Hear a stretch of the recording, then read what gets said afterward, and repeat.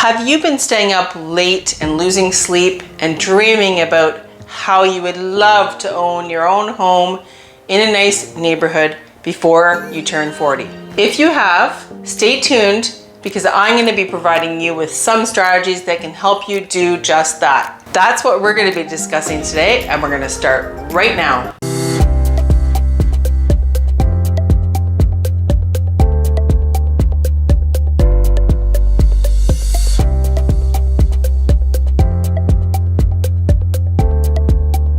Welcome back to my channel, everyone. My name is Pamela Haines from Homes by Pam. I'm powered by Keller Williams Portfolio Realty in Toronto. Don't forget to hit that subscribe button. It only takes a second and it really helps with the YouTube algorithm. Also the notification button so I can share some great videos like this with you in the future. And I don't want you to miss anything. So without further ado, let's get started.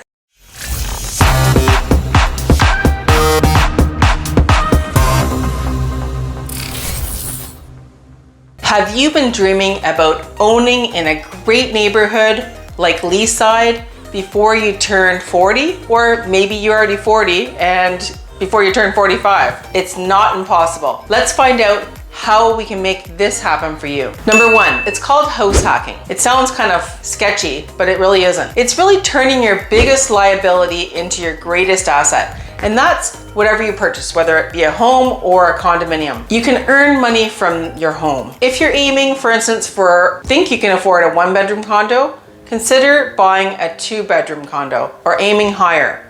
If you're aiming for a 2-bedroom condo, maybe you want to consider buying a small house. It seems really odd that I'm saying this or counterintuitive, but I'll tell you why. You want to buy more than you need so you can rent part of it out. For example, the difference between a 1-bedroom condo and a 2-bedroom condo, say it's about $150,000. So that amounts to about $425 per month when you're considering your mortgage. And if you rent out one of the bedrooms for $1,200, say, then you're ahead about $775 per month.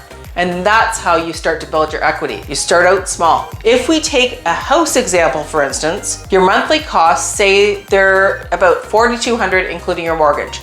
You rent the upstairs of that small home for about $3,000. So your carrying costs are only $1,200. That's how you can get into the market. And this can lead to more versatility, and eventually you might want to move into the larger space, especially if you expand your family. Number two, consider purchasing a triplex or even converting a home into a 3-unit home. And you can live in one and rent out 2. The price might be higher, yes, but the reward will also be too. It'll be more valuable in terms of the property, and the growth potential and versatility will be great. So you can have these 2 units and your living expenses will be actually less than the smaller house. So for example, say it's $5,000 with the cost of mortgage per month, and you live in the basement and you rent out 2 of the units for $2,200 each. Your carrying costs would only be about $600. That's great. $600 you could easily afford, right? Number 3, buy a property with a lane house or a garden house. You know, you've probably recently heard that this is really trending in Toronto. You know, this would lend itself to having a separate building,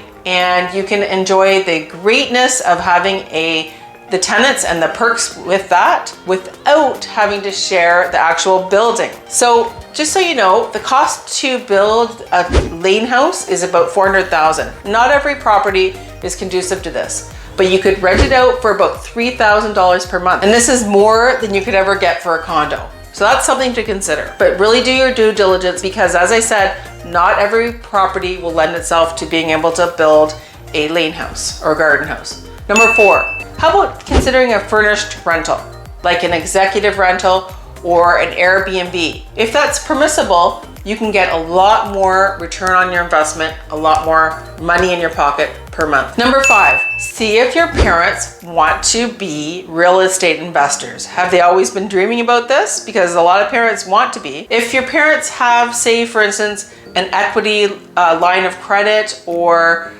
they have funds for your down payment, they can actually be a lender or contribute to the process by, instead of you borrowing from the bank, you borrow from them.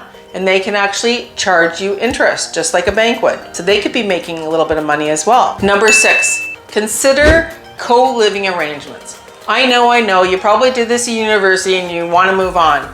But shared ownership with family and friends, if it's done properly, it can actually get you into the market and get you a bigger and more valuable home that is, the property is worth much more, and it can actually get you ahead in the long run. But you need to make sure you have clear communication and very concrete, agreed upon rules and living arrangements ahead of time. Number 7, how about considering a joint venture?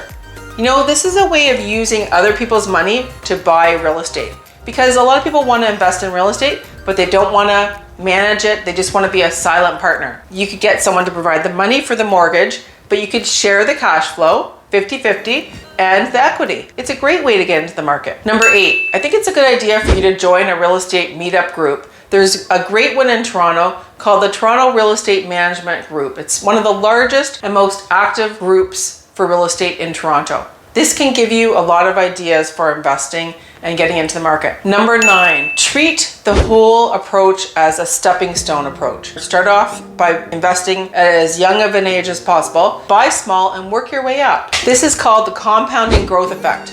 Einstein actually described this as the most powerful force in the universe. It enables tremendous equity building. That's a great way to get started. An example of this is the Toronto market increases on average about 7 to 10% per year. And in other areas like Leaside, it grows a lot more. So say for instance, that condo you were looking at like 7 years ago, it was $500,000. Now it's up to $1 million. Well, the $100,000 you put in the bank back then is now worth $115,000. Einstein said that compound interest is the 8th wonder of the world.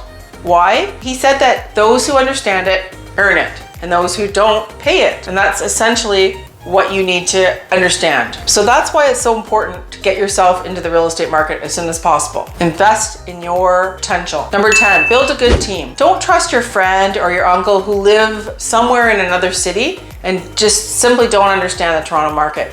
It's really important for you to choose a real estate agent that understands this market and is heavily invested in the market. If you're currently a renter, I want you to continue to invest in the real estate market. That's number 11. I want you to not, wipe your hands of the potential for you to invest and be an investor in the real estate market, because the rental market right now is at an all-time low, and you can get in and you can be putting money away and still be an investor while being a renter. Definitely don't knock that off your list. That's something you can actually be doing while you are a renter. So I hope you found this information helpful. I hope to see you, and I hope you contact me below. I would love to help you fulfill your dream and get into the real estate market in a great area like Leaside. This is Pamela Haines from Homes by Pam, helping you with your real estate matters.